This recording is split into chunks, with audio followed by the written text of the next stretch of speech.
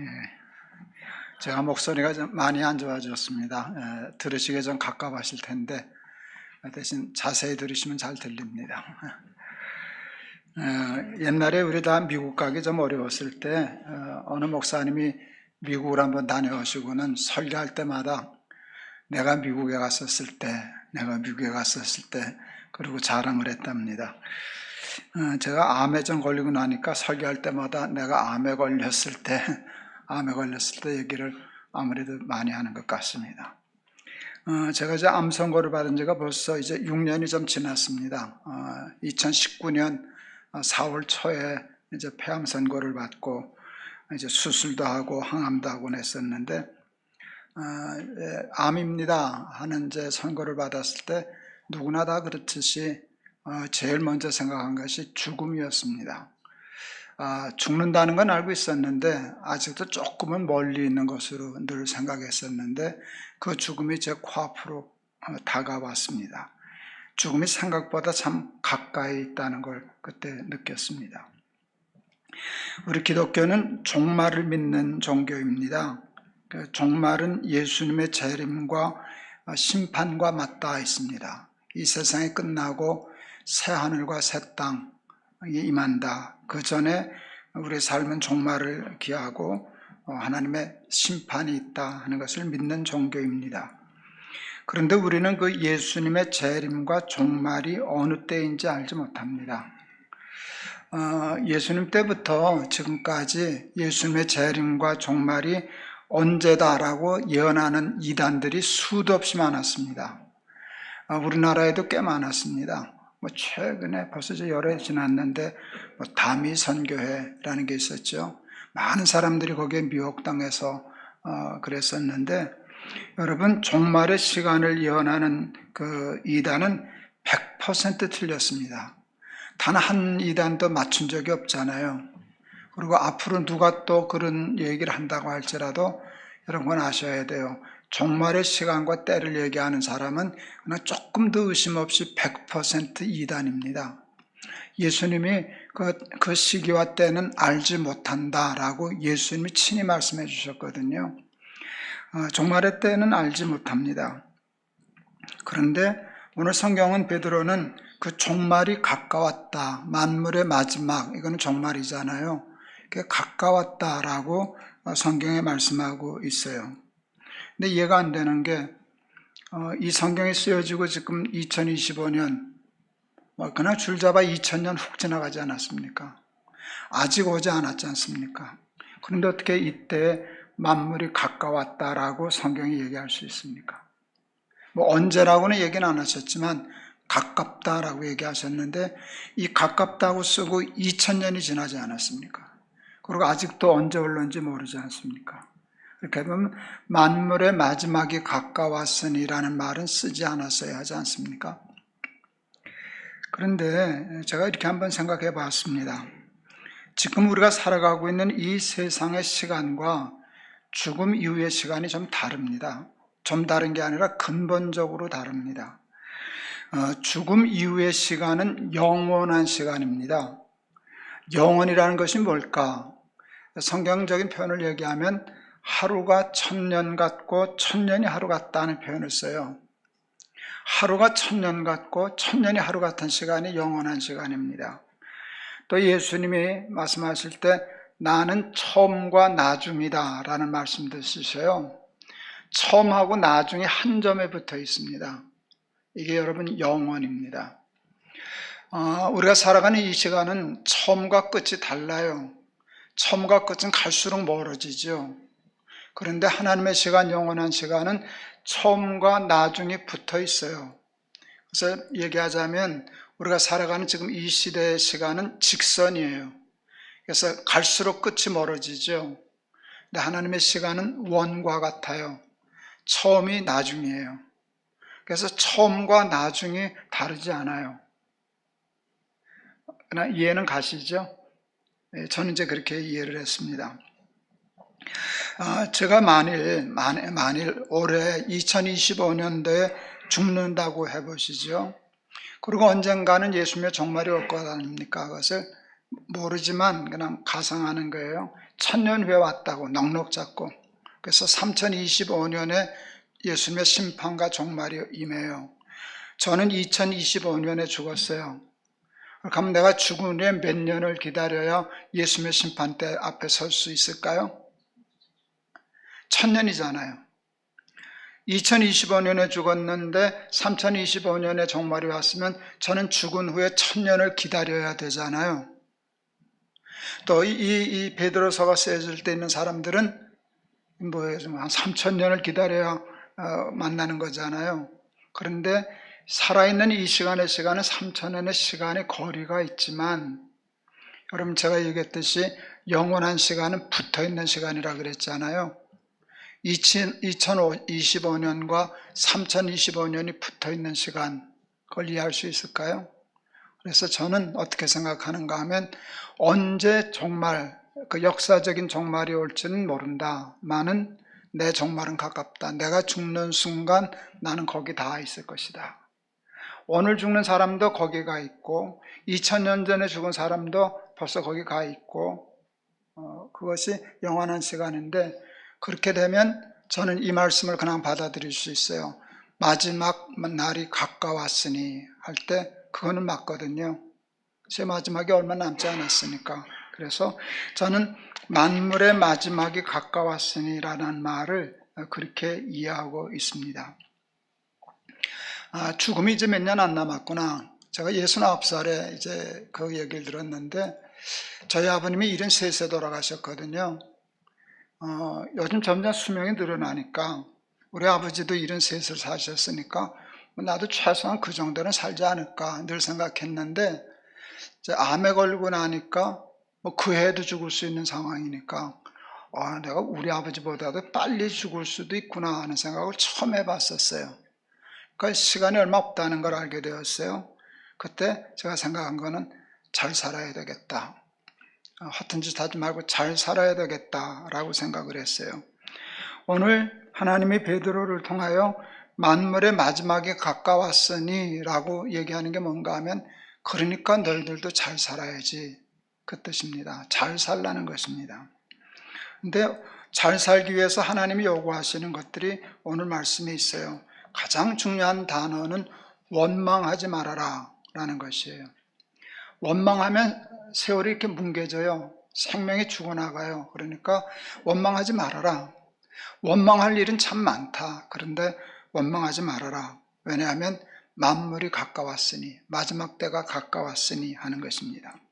그런데 언제 원망하지 말라 하는가 하면, 여기 보면 9절에 서로 대접하기를 원망 없이 하고, 여기서 굉장히 중요한 단서예요. 언제 원망하기 쉬운가 하면, 나는 열심히 대접했는데, 나는 열심히 도와줬는데, 나는 열심히 봉사했는데 은혜를 몰라요. 감사할 줄 몰라요. 그리고 도리어 선을 악으로 갚아요. 그렇게 되면 원망이 나오는 거죠. 그런데 그 경우에도 원망하지 말라는 거예요. 이게 요구하는 거거든요. 그냥 원망 안 하는 것도 어려워요. 근데 대접하다가 나를 실망하고 보람이 없고 은혜도 모르고 감사할 줄도 모르고 엉뚱한 짓 하는데, 그때도 원망을 안 하는 건 참 어려워요. 근데 오늘 성경은 대접하기를 원망 없이 하고 라고 얘기를 해요. 어떻게 그렇게 할 수 있을까 그랬는데, 하나님은 그렇게 해요. 왜 그렇게 해야 됩니까? 어떻게 그렇게 해야 됩니까? 할 때, 만물의 마지막이 가까웠으니 원망할 만하다마는 네가 원망하고 지날 시간이 없다. 만물의 마지막 때가 가까웠으니 대접하기를 원망 없이 해라 하는 것이에요. 그 다음에 원망하지 않는 것을 넘어서 여기 보면은 사랑하라고 말씀하셔요. 8절, 무엇보다도 뜨겁게 서로 사랑할지니 사랑은 허다한 죄를 덮느니라. 어떻게 원망하지 않을 수 있습니까? 라고 하면 사랑하라는 거예요. 원망하지 않는 것도 힘든데 원망하지 않는 것을 넘어서 그를 사랑하라는 것이에요. 근데 또 그냥 사랑하는 것도 어려운데 어떻게 사랑하라고 되어 있어요? 왜 보면 무엇보다도, 그러니까 할 수 없는 얘기만 자꾸 하고 계셔요. 뜨겁게 서로 사랑해라. 그렇게 되면 원망이 그친다. 왜냐하면 허물과 죄를 덮기 때문이다. 그러면 원망이 없어진다 하는 말씀이에요. 근데 왜 그러냐? 그러니까 또 만물의 마지막이 가까웠으니 하는 이것입니다. 그리고 또 중요한 것이 있어요. 10절에 보면 각각 은사를 받은 대로 하나님의 여러 가지 은혜를 맡은 선한 청지기 같이 서로 봉사하라. 원망하지 않는 것을 봉해서 계속 봉사하고 대접하고 섬기라는 것이에요. 주라는 것이에요. 근데 대접하다가 왜 원망이 나오는가 하면 아까 얘기했잖아요. 은혜를 모른다. 감사할 줄 모른다. 배은망덕한다. 나는 은혜를 줬는데 나한테 상처를 갚는다. 그래서 원망하게 되는 것이잖아요. 그렇게 되면 원망하면서 이제 다시는 넌 대접 안 해. 나는 이제 더 이상 너한테 베풀 수 없어. 은혜도 모르는 너한테 내가 베풀면 뭐하냐. 이제 이런 마음이 생기는데 왜 하나님이 우리에게 봉사하라 하시는가 하면 여기 보면 10절 각각 은사를 받은 대로 하나님의 여러 가지 은혜를 맡은 선한 청지기 같이 서로 봉사하라. 여기 굉장히 중요한 단서가 들어있어요. 저 은혜도 모르는 걸 어떻게 갖다 줍니까? 어떻게 저를 봉사할 수 있습니까? 섬길 수 있습니까? 주어봤자 내가 10개를 줬으면 1개는 줘야 될 것 아닙니까? 저는 은혜를 모르는 자입니다. 그럴 때 그건 맞는데 그런데 너는 나한테 받은 게 많지 않냐? 그게 은혜예요. 은혜를 받았으니까 주라는 거예요. 저쪽에서는 못 받지만 나한테서는 받았으니까 주라는 것이에요. 그러니까 언제 원망 없이 살 수 있나? 언제 대접하고 서로 봉사할 수 있나 할 때는 하나님 여기 있죠. 10절 하나님의 여러 가지 은혜를, 그러니까 은혜를 보통 받은 게 아니잖아요. 네가 여러 가지 은혜를 받았지 않냐. 그랬으니까 서로 봉사하라 라고 하는 것이에요. 그리고 그 은혜에 앞서서 은사라는 말도 나와요. 이건 굉장히 중요한 것을 기독교적인 사상을 포함하고 있어요. 은혜는 하나님으로부터 우리가 받은 복이잖아요. 근데 그 복은 세상의 복과 조금 개념이 달라요. 뭐냐면 세상의 복은 고여있는 복이에요. 나한테로 흘러 들어오는 거예요. 그래서 나한테 고여 있어요. 넘쳐요.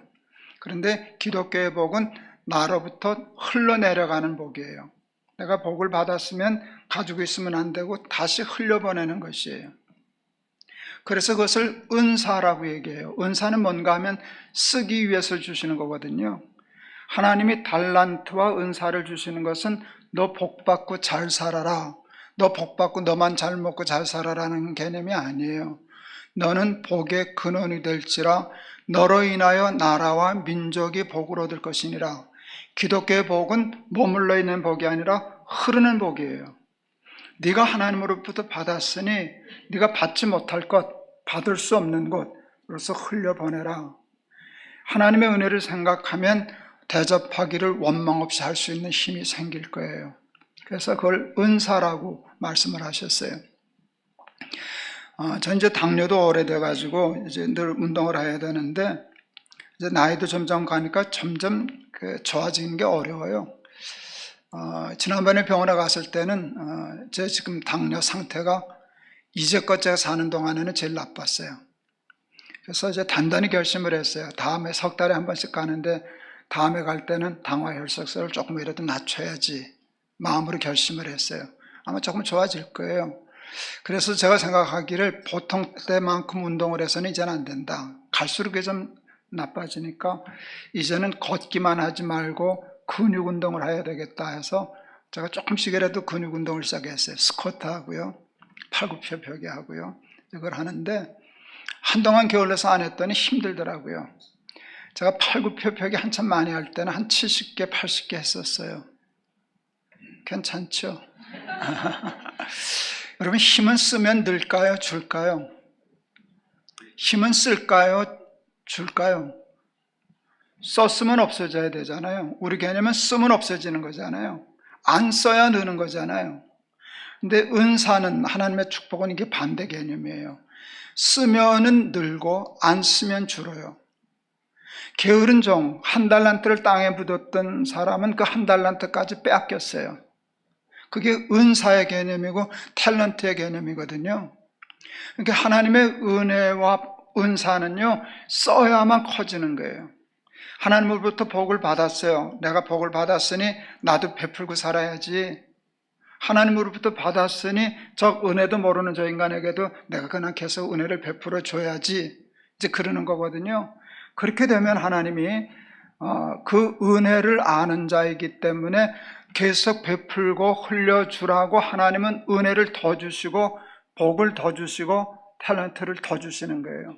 그래서 쓰면 풀리고 쓰면 늘어나고 쓰면 더 부여해지는 것인데, 어떻게 원망 없이 대접하기를 할 수 있나, 봉사할 수 있나 라고 하면 각각 은사를 받은 대로 하나님의 여러 가지 은혜를 맡은 선한 청지기 같이 봉사하라. 이게 하나님의 뜻인 줄을 믿습니다. 원망하는 마음이 생기면 반드시 나타나는 게 있어요. 여러분, 말이 나빠집니다. 거칠어집니다. 말에 가시가 돋고요, 말에 독이 끼어요. 그래서 원망하는 마음, 상한 마음으로 말을 하면 그 말은 사람을 상처내게 하고 다치게 하고 죽이고 그렇게 돼요. 그래서 여기 오늘 11절에 보면 말에 대한 말씀이 나와요. 만일 누가 말하려면 하나님의 말씀을 하는 것 같이 하라. 근데 원망하는 마음으로, 상한 마음으로 말을 하면 말이 상하거든요. 마음이 상해서 말이 상해졌어요. 상한 말을 하면 다른 사람의 마음이 또 상해요. 그렇게 하면 거기서 상한 말이 나와요. 그렇게 되면 세상이 점점 파괴되고 관계가 나빠져요. 그래서 말을 특별히 조심해라 라고 얘기했어요. 말하려고 할 때 어떻게 하는가 하면 하나님의 말씀을 하는 것 같이 하라. 저는 설교하는 사람이잖아요. 여러분, 저 오늘도 여기 원고를 써왔는데, 그러니까 원고를 준비해 왔어요. 이게 오늘 제가 할 수 있는 그 설교의 그 말씀이에요. 이게 10개가 준비됐어요. 근데 신기해요. 때에 따라 달라요. 이 원고의 양은 10열인데 어느 게 가서 설교하면 8개밖에 설교가 안 되는 때가 있어요. 말이 자꾸 막혀서. 근데 어디를 가면 10개를 다 할 수 있어요. 어느 때를 가면 12개, 13개가 말이 될 때가 있어요. 여러분, 13개가 된 데는요, 그건 내 말이 아니에요. 내가 준비한 말은 10개밖에 없어요. 근데 내가 준비하지 않은 말을 하게 될 때가 있어요. 그때 저는 느껴요. 내가 할 말을 내 입에 넣어주리라. 이 말씀이 있잖아요. 이게 정말 하나님이 말을 넣어주시는구나. 그걸 느낄 때가 있어요. 그런 마음으로 설교가 될 때는요, 교인들이 은혜를 많이 받아요. 내가 하는 말이 꼭 누구 말처럼 들릴까요? 하나님이 말씀하는 것처럼 들리거든요, 정말로. 근데 잘못 얘기하면요, 교인들이 이렇게 들어요. 저 목사 저 하나님 빙자해가지고 저 하고 싶은 얘기 다 하는구나. 나 까는구나. 뭐 이렇게 듣거든요. 그런데 정말 10개밖에 준비가 안 되는데 13개가 되네 라고 할 때는 하나님이 말을 집어넣어 주신 거예요. 그런 말을 하고 살면 사람이 살고 교회가 살고 세상이 살고 가정이 살아요. 그런데 상처받은 마음으로 성내는 것이 하나님의 의를 이루지 못한다 라고 하는 말씀의 뜻이 뭔가 하면, 그렇게 되면 말이 상해요. 마음이 상해서 말이 상하고, 말이 상해서 또 마음을 상하게 하고, 거기서 또 상한 말이 나오고, 그래서 세상이 관계가 나빠지기 시작해요. 야고보서 3장 2절에도 보면 우리가 다 말에 실수가 많으니 만일 말에 실수가 없는 자라면 곧 온전한 사람이라 능히 온 몸도 굴레 씌우리라 하는 말씀이 있어요. 목회할 때 저는 당회를 참 힘들게 했어요. 좀 개혁적으로 목회를 하자 그러니까 이렇게 다툼이 참 많았어요. 그래서 당회하다가 마음 상할 때가 참 많았습니다. 화가 나죠. 화가 날 때 말한 것으로는 한 번도 성공한 적이 없어요. 내가 아무리 옳은 생각을 가지고 있어도 당회하다가 화가 나서 목소리가 커지고 얼굴이 붉어지고 그렇게 하면 당회가 다 망치는 거예요. 옳고 그름에서 아무 상관없어요. 여러분, 화가 그 화자는 아니겠지만 화는 불화 같아요. 화는 불과 같아서 화가 나서 한 말은 다 불태워요. 그러고 보면 억울해요. 그래서 매번 성공하지는 못했지만 제가 나름대로 스스로 약속한 거, 화날 때 말하지 말자. 당회할 때 화가 나면 그냥 가만히 있자. 그 때를 좀 넘기자. 그리고 집에 와서 다시 생각해요. 그냥 덮어두면 안 돼요. 옳은 건 옳은 거고, 그리고 나중에 얘기를 해야 되는데 화날 때는 지나가고 와서 정리를 해요. 그렇게 되면은요, 쓰는 건 이성적인 생각이 되거든요. 화가 가라앉았거든요. 그럼 딱 정리가 되면 나중에 관계가 회복됐을 때 가서 1, 2, 3 이렇게 얘기하면 문제가 많이 해결되는 것을 봤어요. 말하는 것은 감성적인 행위고 쓰는 것은 보다 이성적인 행위입니다. 그리고 쓸 때 하나님이 주시는 생각과 말을 쓰려고 하면 나머지도 안 했는데 예, 괜찮겠지. 네. 그래서 이 말씀이 참 중요해요. 말하는 게 참 중요한데, 제가 이제 요즘 날기새 하는데, 아이들 위해서 날기새 스쿨도 하거든요. 이제 내일 모레 나갈 원고를 썼는데, 그 말에 대한 것이었어요. 그 시편을 얘기하는데, 아이들에게 말에 대한 거 쓰고 이제 오늘 가서 이제 녹화를 해야 되는데, 말이 참 중요하거든요. 그래서 요즘 아이들이 말이 많이 나빠졌어요. 그냥 말의 대부분이 욕이에요.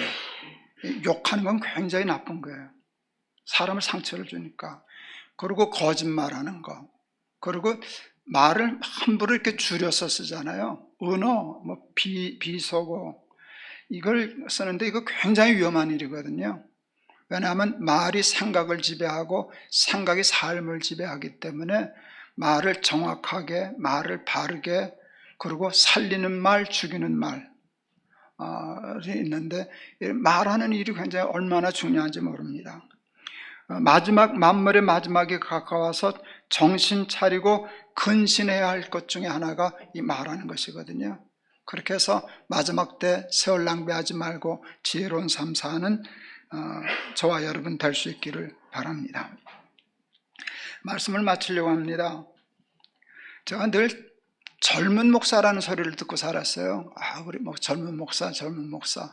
그리고 한때 불과 얼마 전에 저에 대해서 차세대 지도자라는 말들을 했어요. 김 목사가 다음 세대 차세대 지도자감이라고. 근데 요즘 와서 저한테 그 얘기하는 사람 한 사람도 없어요. 순식간에 없어졌어요. 젊은 목사라는 소리 못 듣죠. 어르신 소리 자꾸 들어서 내가 어르신이구나. 아직도 조금 어울리진 않는데 어르신이 됐죠. 교계 원로라는 소리를 듣네요. 차세대 금방 지나갔어요. 어느새 70대 중반이 되었습니다. 그리고 그나마 어쨌든 저는 아직도 암 환자입니다. 감사하게도 잘 처치가 되어 건강을 유지하고 있기는 하지만 그래봤자입니다. 제가 참 항암 투병 할 때, 그리고 조금 회복되었을 때, 그러면서 이제 헌신 예배를 와라, 집회를 와라 이렇게 하면 조심스럽게 가기 시작할 때 한두 달 약속은 앞두고 했었어요. 늘 건강할 때는요, 1년 후에 약속도 하고 2년 후에 약속도 미리 잡아놨었거든요. 그런데 제가 1년 후에 약속은 안 했었어요. 왜요? 그때 내가 살아있을지 죽을지 어떻게 알아요? 그게 정말 자신이 없어서 1년 후에 약속을 하지 않았어요. 요즘 제 간이 슬슬 붓기 시작해서 1년 후 약속을 잡기 시작을 했어요. 그래도 저보러 5년 후 그럴 때 그 썩 자신 없어요. 10년, 20년 후를 건강을 좀 잘 회복해서 산다 해도 제 남은 날이 며칠이나 될까요? 그러니까 정신 바짝 차리고 살아야 돼요. 근신해야 돼요. 조심해야 돼요. 그리고 늘 하나님의 은혜에 젖어서 이 세상을 이기고 살아야 돼요. 그게 하나님이 오늘 저와 여러분에게 당부하시고 부탁하시는 말씀이라 생각합니다. 근데 여기 굉장히 좀 젊으신 분들 있잖아요. 아까 찬양 인도도 하고 그런 거 보니까 우리 파주교에 젊은 우리 교인들이 많아서 좋다 생각했어요. 그래 봤자야. 그래 봤자 나하고 몇 년 차이 안 나요. 훗날 혹시 우리 후손들이 여기 한다면 여러분과 저는요 한 시대를 살았던 사람이에요. 한 시대를 살았던 사람이라고. 여러분 그냥 잠깐 살다 보면 마지막이고 우리는 또 어떤 일을 당할지 모르는 사람이기 때문에 여러분 착각하기 쉬워요. 사탄은 아직도 여유가 많다. 그러니까 원망도 하고 화도 내고 그러면서 막 살아도 될 것처럼 생각하지만 그러고 살 시간이 없어요. 만물의 마지막이 가까웠으니 잘 사자. 정신 차리고 잘 살자. 쓸데없는 일 하지 말고 늘 하나님의 은혜를 생각하고 힘들고 어렵고 힘든 일 당할 때도 받은 은혜가 더 크니까 그 은혜로 흘려보내고 봉사하고 섬기고 말을 해도 살리는 말을 하고 하나님이 하신 말처럼 하면서 살아가는 우리 사랑하는 우리 높은 뜻 파주교회 교인들 다 되실 수 있기를 축원합니다. 기도하겠습니다. 만물의 마지막이 가까웠으니